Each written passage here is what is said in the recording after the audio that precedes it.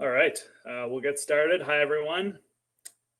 It's 12 o'clock. We're just going to get started. If there's a few people that are still joining, they can get caught up when they arrive. So thank you, everyone, for joining. My name is Derek. I'll be one of the hosts today. There's a few other people that will be joining for different segments. I'm an account manager here at SEO Plus. So welcome to the webinar, Search Marketing Toolbox for Multi-Location Businesses. Today we'll talk about SEO best practices specifically for multi-location businesses. So if you're involved in marketing for multi-location businesses, you're in the right place. As I said, we have 5 different speakers today. So you'll hear from digital marketers, stories and insights from 5 different individuals. So if one of the speakers, one of the sections doesn't really apply to you, just wait around a few minutes and probably the next one will apply. We've run, I'm going to do a few kind of housekeeping things. So we ran a practice last week. It took us about 45 minutes. So we expect we'll be about 45 minutes today with questions, could be as long as an hour. When it's over, there will be a recording. So we're going to share that on YouTube. So if you want to share it with anyone or reference it again, you can do that. Also, throughout the webinar, there will be some polls, some handouts that you can download. Those will be accessible on the right-hand side of your screen, I believe. And if you have any questions at any point, please throw them in the chat. Everyone has unique situations, so we want people to get the most value out of this. So if you have a unique question, no matter what it is, please just pop it in the chat, and we'll do our best to answer it. So before we start, I'll tell you a little bit about SEO Plus. So SEO Plus, we're best known, of course, for SEO. It's in our name. But the plus part is because we're a full service agency. So we offer a lot more than just SEO. We've been around for over 10 years. We're located in Ottawa, which is home to the Ottawa Senators. Not very exciting because they're not in the playoffs right now. But we're down the road from Shopify headquarters, and Ottawa is also, I think most people know this, but maybe our American attendees, is the capital of Canada. And we have about 50 employees spread across Canada. The majority of us are based in Ottawa, but we have employees as far as Vancouver and the GTA and some other places. And in terms of partnerships and awards, we've won a number of awards. The last time Google ran their Premier Partner Awards, which is all the top agencies from North America and South America, SEO Plus was a runner-up for the Growing Businesses Award. So we're a smaller agency, but we compete with a lot of the biggest agencies in the world. And a little bit about myself. So I've been at SEO Plus for almost 10 years. It's been really fun seeing the agency grow from just a few employees to now being the biggest marketing agency in the city of Ottawa. I work with a lot of multi-location businesses. Chartwell, which has about 160 locations. Mobile Clinic has close to 200. Hearing Life in Canada alone has over 300. Dermapure with 80. So we work a lot with multi-location businesses, so we understand a lot of the unique challenges that they have. A little bit about me personally. I have 3 boys, 10, 11, and 13. And of course, I live in Canada, so I spend a lot of time at the rink. Fun fact about me, I'm a twin. I'm also the oldest employee at SEO Plus, except for Eddie. Eddie, the CEO, is a little bit older than me. And webinar highlights. So I'm just going to kind of run through the agenda. I'll talk about the individuals who will be speaking at each section. So first, web design. So that will be Brandon. He's our UX lead. He's a runner also. He's competing in a 5K in May next month. I'm competing against him. Very confident he will beat me. Lisa is here. Lisa is our director of search. She is based in Vancouver. She's conveniently a Vancouver Canucks fan at the moment, although she is from Toronto, so I'm not sure how that happened. Catherine is our digital PR team lead. She's also really been the driving force behind this webinar. And then we have Austin. aka Austin Loves You on YouTube. Check him out on YouTube. He also has a TikTok channel where he plays floor hockey that I encourage you to track it down. All right, so before I pass it over to the team, I'm just going to run through a few facts that we think are interesting and also kind of relevant to what we're talking about today. So the first one is about SEO. So did you know about 70% of all Google searches are won by single location businesses? So this is important because if you have a multi-location business, you might think, we're big, we're the best, but you're sometimes losing these smaller single location businesses. There's things you can do about that, but you're not alone if you see that you're losing to smaller competitors. Web design. So did you know that the average single location business, so someone that has just one location, typically has about 20 pages of content relevant to that location, whereas a multi-location website often only has one page about that location. So you're competing sometimes with smaller competitors who have tons of information that makes it hard to compete.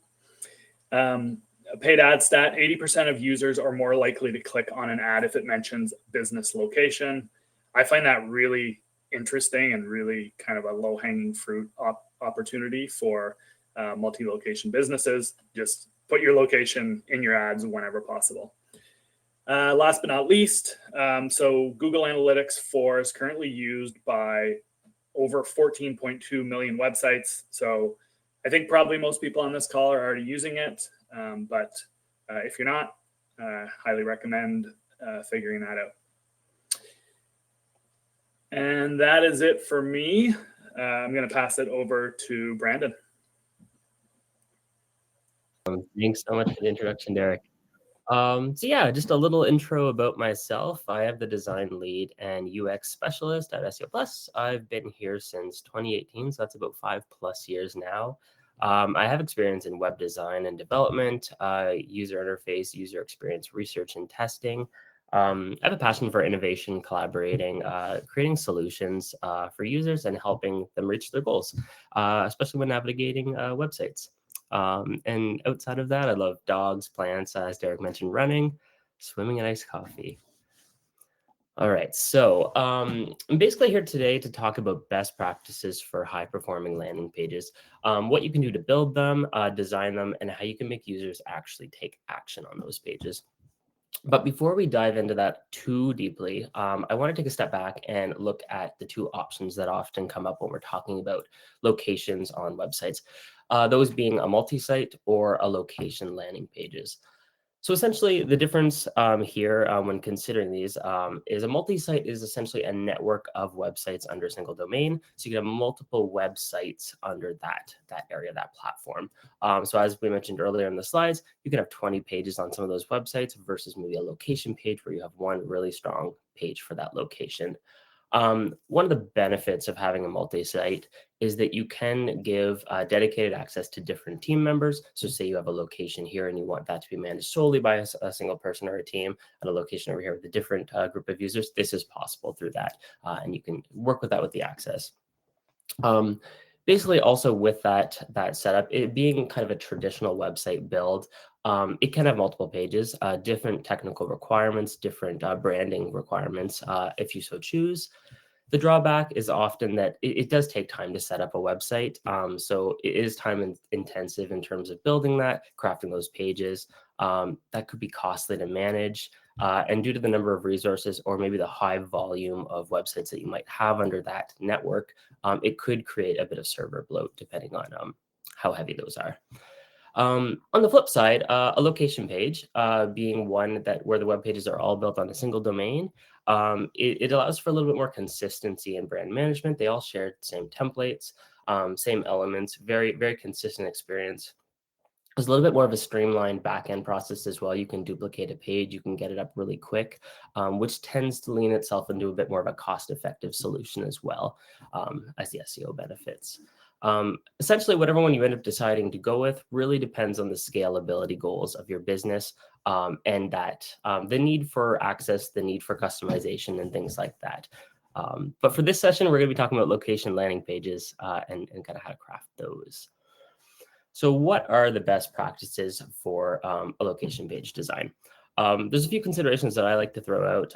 One being navigation and the menu. You want to make sure that users are able to find these location pages on your website easily. So generally speaking, we'll have a locations tab on your menu. It'll drop down and allow the user to go to any of those different locations. You want to make sure this is right up front. The menu is a great place to have this because a lot of users just spend their most of the time above the fold anyway, which is that initial viewport that they see when they load the screen. Making sure they can get to that fast is great. On the pages themselves, you want to have localized content. So basically, when I say localized content, this is something that is specific to that location that can build it up a little better. This could be something like store hours, the address, directions to that location.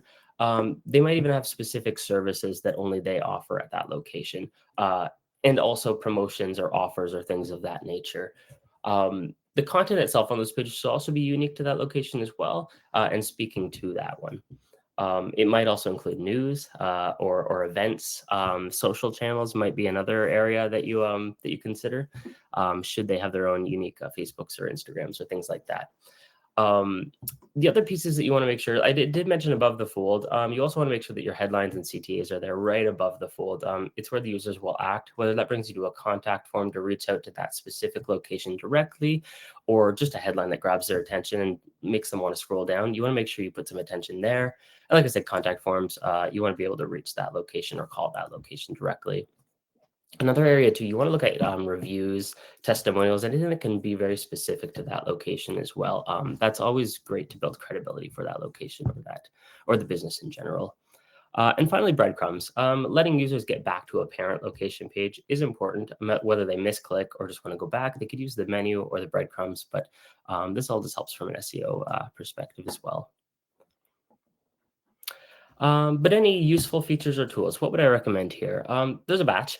As you can see, store locators, interactive maps, you can see on the image on the side, it's probably the biggest way we see that users interact with multi-location options on a website or different businesses is finding them through an interactive map. You might also choose to put a find a store option in the menu, and you can see Good Life Fitness has that in the image there, where you can click, choose your location, and then the site dynamically change or changes the content to match your location. Maybe it'll give you different promotions or whatnot.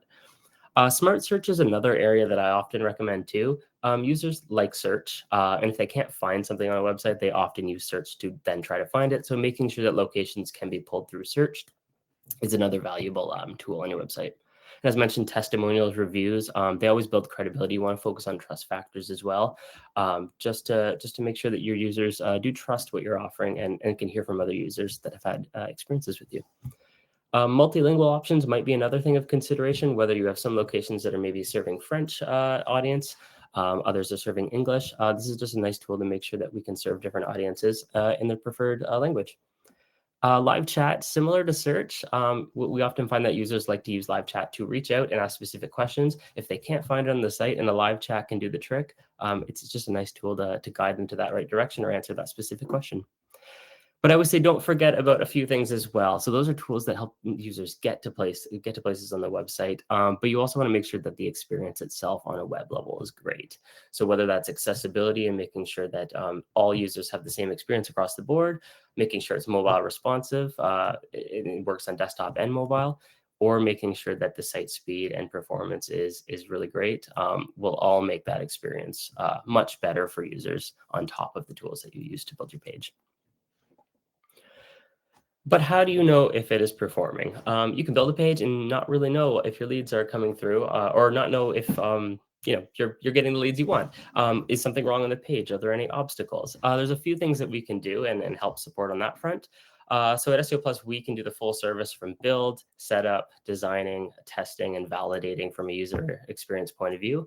And right here, I'd recommend looking at your Google Analytics for trends and traffics, looking at the bounce rate. Are folks going to the pages? Are they bouncing immediately? Are they taking action? You can use tools like Hotjar heat map tracking to see where they're scrolling on the page, what they're clicking at, and what elements seem to be driving their interest the most, or not at all. You can also explore user experience or user testing on a site for those same kind of things, asking the questions to real users and seeing what works for them, what do they not understand, or any friction in that user journey. And that can help all validate whether it is performing as expected and increasing your leads. And with that, that is my segment of the presentation, but I will pass it on to my colleague, Lisa. Thanks again.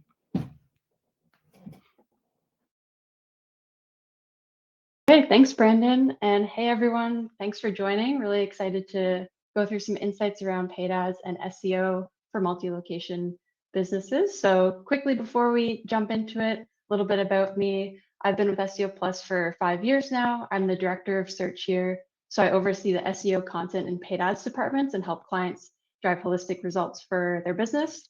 I have a passion for leadership, innovation, marketing strategy from a holistic lens, and I love data and storytelling through it. When I'm not working, you can probably find me playing sports, hiking. I'm a Jeep owner, so probably driving in my Jeep. And like Derek said, I'm out on the West Coast here in Vancouver. All right, so let's get into it. We'll talk first about some multi-location reporting for paid ads.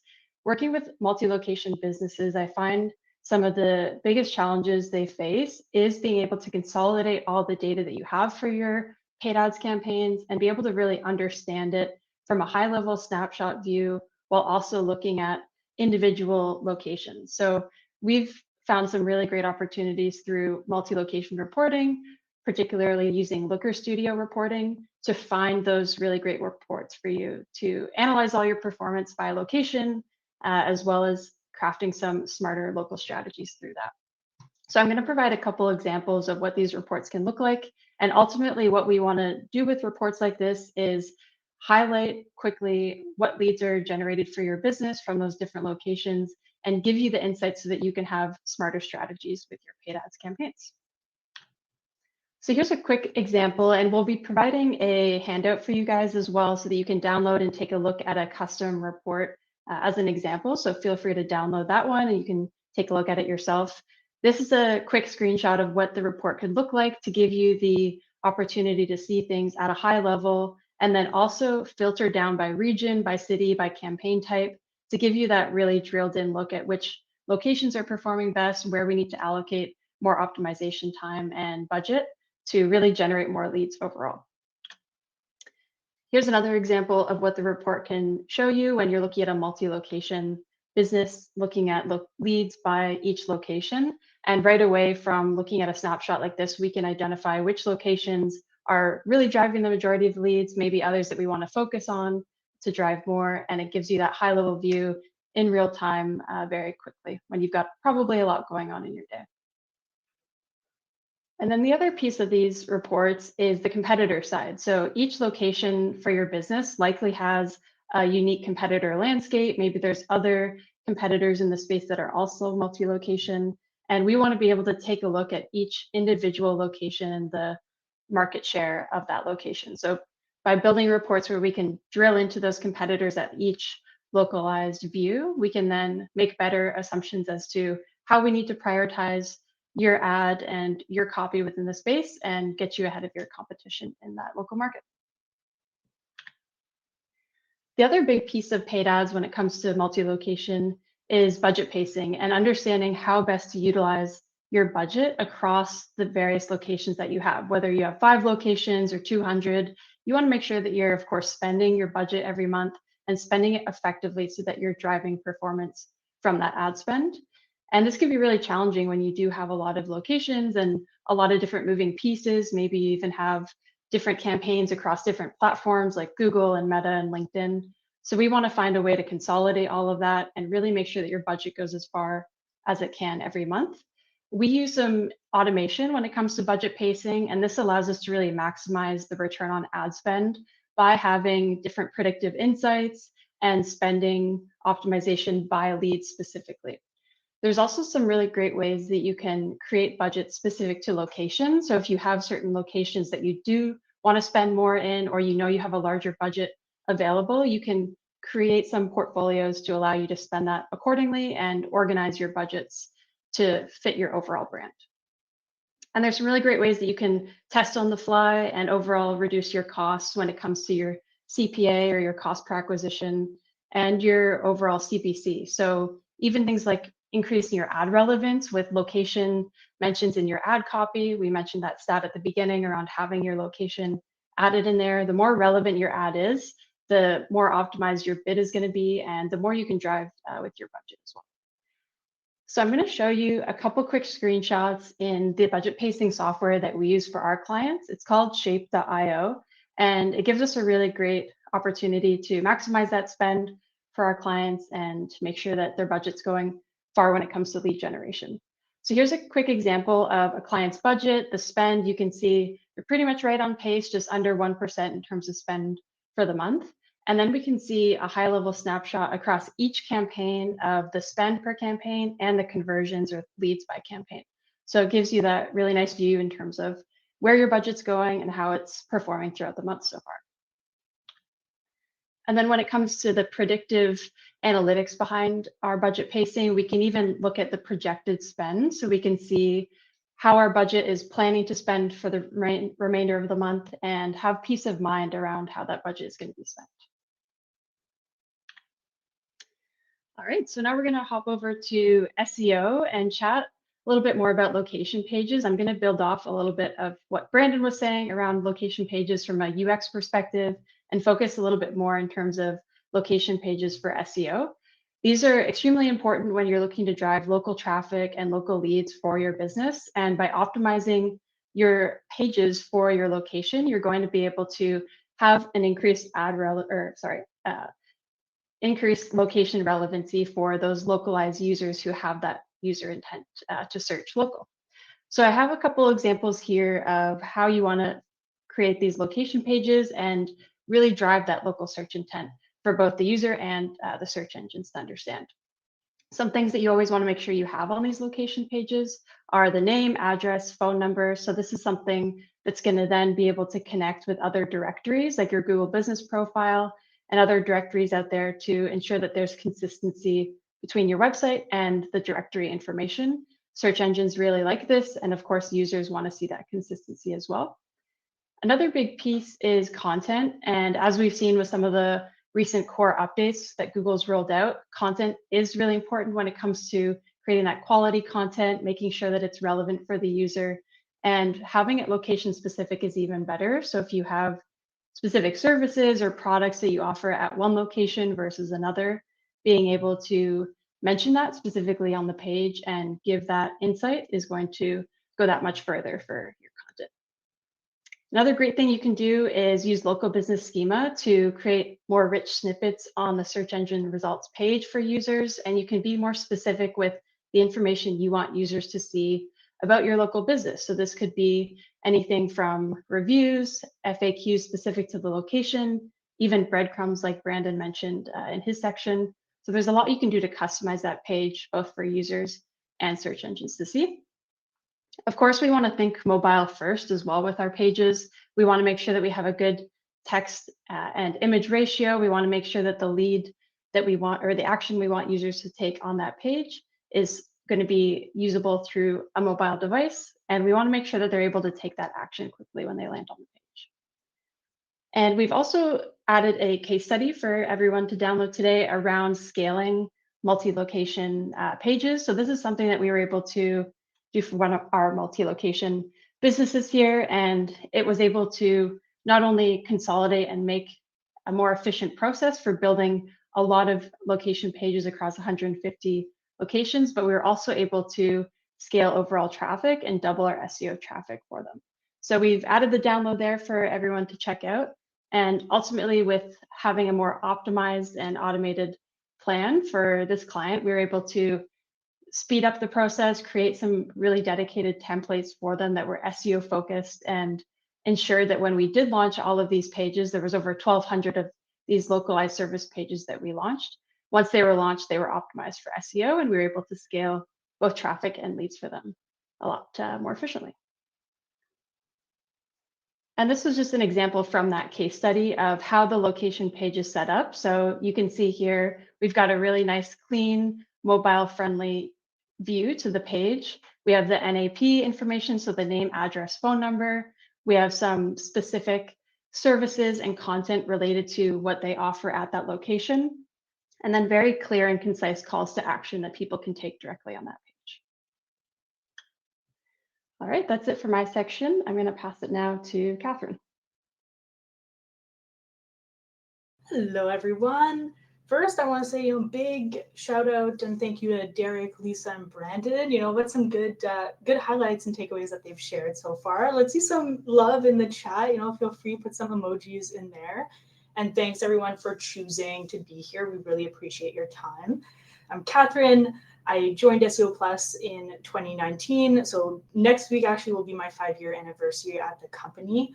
I'm the digital PR team lead at SEO Plus. I'm the influence committee chair and CPRS board member as well. So that's the Canadian Public Relations Society. My team and I have gotten some notable placements in Forbes, Times, Globe and Mail, and many more. They are an awesome crew. And more on my passions, I'm a big foodie, traveler, and dog mom, and I have a passion for empowering my team, for innovation, and for helping my clients tell their stories as industry leaders. So I'm going to set, a little scenario before we start talking about high quality local directories and citations. So imagine, you're a business, you have over 100 locations, and let's say you allocate 1 hour for each of those locations. That's almost 4 days. It's almost a full working week. And for some, that's also a vacation. So, you're probably saying to yourself, my directories aren't updating, my customers and leads are having such a hard time, finding my business. And I hear you, right? That's a huge challenge with maintaining high quality local directories. And often when you are, a multi-location business, updating your directories might be the last thing on your mind, even though it should be a priority. So local reputation for big brands, they really matter. 91% of customers say that local reviews impact their overall perception of a brand. So you want to make sure, right, that you're able to update your information quickly. That way your leads are able to find you. So moving with speed while maintaining quality is crucial. Any recommendations? Well, absolutely. So making sure, right, your NAP, so name, address, and phone is updated is crucial. And, you want the information to be correct. Because if it's not updated, right, you risk having some angry customers on your side. And that's also the last thing that you want. So scalable and organized process is important. Making sure, right, everything is optimized and is updated across multiple platforms is also a key. So case study visual that I wanted to highlight. So these two links and these two scenarios here are from two of our multi-location businesses that automation and using, citation building was effective and is part of their scope. So these are a snapshot of a month. So in a month, we generated 260 new directory links for a client. That's covering 20 locations. And that's just a small portion of their locations. And those are the links there in blue. And then in green, for another one of our clients, we were able to update some incorrect company details after a recent acquisition, and we were able to generate 26 links there. As you can see, and as I have mentioned, these are a monthly snapshot. The process takes, a lot of initial setup, and these are just initial numbers, so they're just growing. So now the client that has 260 directory links, they're over 500 links now, and the client with 26 directory updates are now at 51. As you can see, an effective and scalable process is key, especially for multi-location businesses. So now I'm going to pass it on to my colleague, Austin, who's going to talk all things GA4. Thank you so much, Catherine. I just want to shout out everyone on the panel here. They're all legends. They put a lot of time into the webinar, but I'll start with me. So my name is Austin. I am the digital marketing team lead here at SEO Plus, and I joined just probably a couple months earlier than Catherine in 2019. So definitely looking forward to her 5-year anniversary. She's an absolute beast. And at SEO Plus, I primarily focus on everything Google Analytics, Google Tag Manager, and Google Business Profile. I'm an Algonquin graduate, and I have a passion for creating impact and developing strong relationships, collaboration, and good times. And for me, I love hockey. Unfortunately, I'm an Ottawa Senators fan, so I don't remember the last time I saw a playoff game, but I am watching the Toronto Maple Leafs lose right now, which is great. Fantasy football, two-time champion, two-time loser as well. And I just love puts in. So to start off, I want to talk about the challenges with GA4. And off to get that right away, it's just GA4 versus Universal Analytics. What are the differences? I'm not sure what the differences are. So things like data streams versus views, filtering, events, and enhanced measurement tracking, all are big elephants in the room, so we can call it. The configuration. How should GA4 be set up? What are the best practices? What to do if I have an e-commerce setup? The overall GA4 navigation. Where do I find the data? What do the reports mean? There's a lot of brand new reports. How do I use them? And understanding the data. Finally, customization. How to create new reports or edit existing reports, filtering data for location-specific insights, and honestly, just not sure of what's possible with this new tool. So we're going to try covering all of that in this particular webinar. But I want to talk about the benefits of GA4 because it's super exciting. I know a lot of people are scared of GA4, and for some reason, I love it. I don't know why, but someone's got to love it, right? So event-based tracking is the biggest change in GA4. So what that is it captures specific user actions or events individually, providing granular insights into user behavior or interactions. In simple terms, what does this mean? It means everything in GA4 is an event. From page views to contact forms, this gives us the ability to follow the user journey and gain better insights into what a user is doing on the website. The navigation and reports, everything in GA4 is completely customizable, including navigation reports. The navigation can be completely customized to add or remove any reports. For example, if you're an e-commerce client or if you're an e-commerce website, you might want to keep the monetization reports. But if you're not an e-commerce website, maybe clearing those e-commerce reports to help with the decluttering of your Google Analytics 4 would be a very important thing to do. The reports are also fully customizable, which I'll cover in a few more slides. And for integrations, everything now is GA4 integration. From Google Ads to Google Search Console to Shopify, Google Analytics 4 has tons of integrations to simplify setting up all of your tracking needs. Next up, I want to talk about the configuration because you can't have a good Google Analytics 4 account without a proper foundation. It's very important to make sure your foundation is set from the beginning, just like building a house. If you have a cracked foundation, the house is not going to last for a long time. One of the most important steps in configuring Google Analytics is to map out the tracking.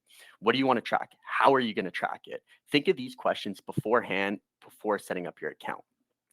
It's also important to map out the structure of your account. For example, if you have multiple websites, do you want them to all be consolidated into one account or should they have separate accounts? Google Tag Manager is always my recommendation to configure tracking on your website. This limits the backend coding of your website and is a great spot to configure all of your tagging needs from event tracking to pixels. And data retention, this is one of the most important settings in Google Analytics 4. And if you're going to take one thing from this webinar or for the Google Analytics section, I would recommend this. So one of the most important settings in Google Analytics 4 is data retention. Automatically, the data retention setting is set to 2 months. We recommend updating this to 14 months. If you don't update this setting, you'll only be able to see data from the previous 2 months in the custom Explorer reports. You can get to this setting by going to Admin, Data Collection, and Modification, and then finally data retention. And filtering is a big change in Google Analytics 4 as well. Filtering worked completely different than the previous version of Google Analytics. Filtering is now available only at the report level. So what that means is you can't filter out data at an account level. Each report has to have its own set of filters or it'll be default. I want to move now on to just navigating reports. Reports are your best friends when it comes to navigating Google Analytics. To access reports, click on the reports icon, which is labeled number 1 in the screenshot. This will open all of your reports. Each report is different and has value in answering different questions. The most used reports will be your traffic acquisition report, labeled number 2, the events report, labeled number 3, and the pages and screens report, which is labeled number 4. The traffic acquisition report tells you where the user came from. Essentially, this is a source medium report from the previous version of Google Analytics. The event report is brand new. As I mentioned on the top of the session, it is everything in Google Analytics 4 is an event. So that includes page views to leads. So this is where you're going to see every event that happened on your website. And the final one is the pages and screens report, which shows which pages have been viewed the most. This is very similar to the all pages report in the previous version of Google Analytics. Moving into the reports, I wanted to highlight kind of what to do when you're in a report. So this is just a generic pages and screens report. All the reports are going to be quite similar. So I'm going to start on the left side of the screenshot with the search bar. When I first got Google Analytics 4, everyone's going to laugh at me. It took me 10 minutes to find this search bar. So it's just right there. And with that, you can search maybe the contact page. I want to see how many people have viewed it, and you can go from there. Right under the search bar, there's going to be a primary dimension. This is where we can change. Maybe I want to go from the all pages to I want to see where the user's coming with the session source medium. The second secondary dimension, is that plus icon. If you click that plus icon, you can add more dimensions to look into. So maybe I want to see the home page for only organic traffic. What I would do is click on that plus, and then I would add session source medium. And in the search bar, I would write organic. Now I'll see only organic traffic for those pages. And then on the right side, you're going to see all of the different metrics. So views, users, etc. And you can fully customize that, which I'm going to go into in a second. And that's probably the most exciting part. And then we have the update rows on the right, just because by default, it only shows you 10. For bigger locations and bigger websites, you're going to want to drop that down to potentially 100 or 250. And then the top right corner, that's where we're going to be able to update the date and the comparison period. So to talk a little bit more about the customization, which is my favorite part in Google Analytics 4, each report can be fully customized. Reports can be saved and added to navigation. So what that means is in the reports in the top right corner, there's going to be a pencil icon, as you can see in the middle screenshot. If you click on that pencil icon on the right side, it'll open a brand new kind of UI where you can customize everything. So from there, we can add dimensions we can add or remove. So maybe we want to look at the country dimension. We can set that as a primary dimension. We can also add secondary dimensions. But the metrics is one of the most important in fields here. So an example for the metrics is if we click on that and we go, the metrics are all in the bottom right corner here, we can actually add and remove any of those metrics. So for example, in this particular report, since this is not an e-commerce website, we can remove total revenue, or we can add bounce rate. So that is very customizable for every report. And then right below it will be the report filters. And this is where you can filter out any information you want. For example, maybe you want to see traffic only coming from organic, you can do that there. If you want to see traffic only coming from Canada and the US, you can do it there as well. And I just want to show a couple examples here of how this can be applicable. So this is an example of a report that shows sessions broken down by location. From this report, you can see which location is attracting the most visitors. And on the flip side, you can change this to make it which location has the least amount of visitors. So it's kind of, you can do it either way to see which ones are your best performers and your lowest performing locations.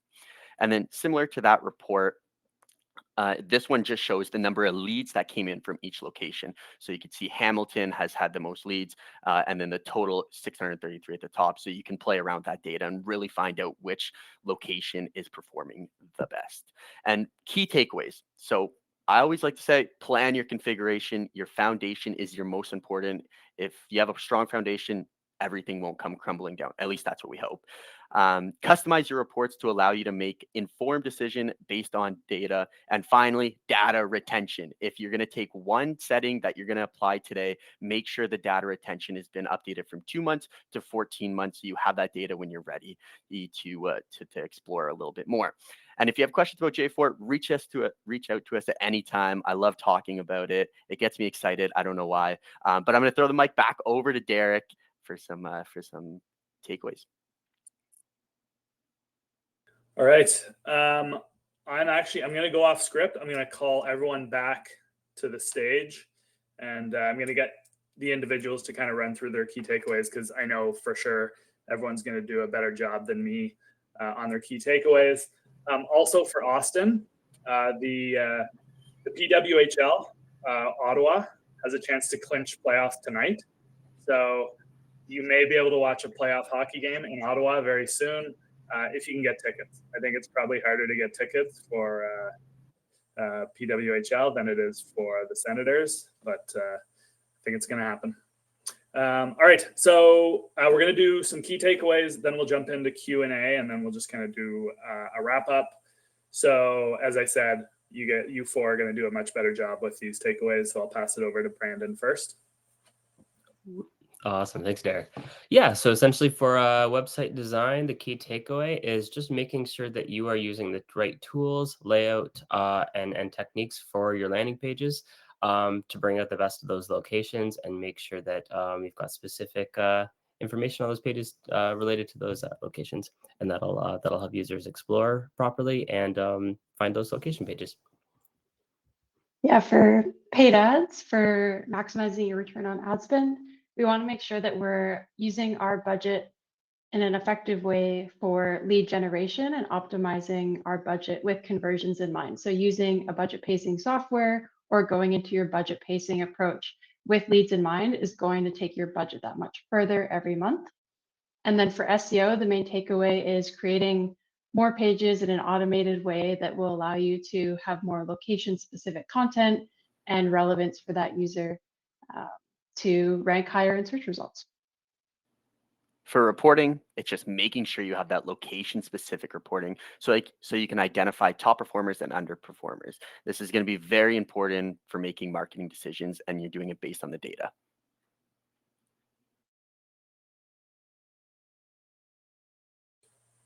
All right, so that's it for the presentation. We're here to answer any questions anyone has.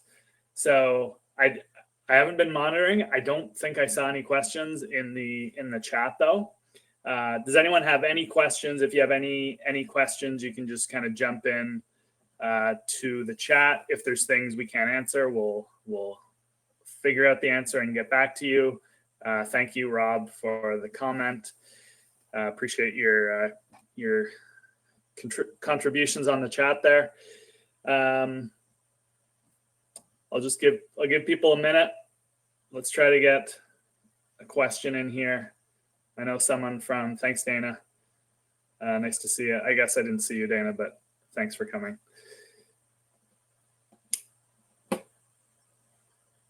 Okay, for the sake of things not being awkward, we'll wrap up there.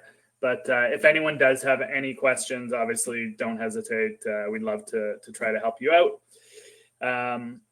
In terms of how to connect with SEO Plus, you can reach out to us at info@seoplus.com.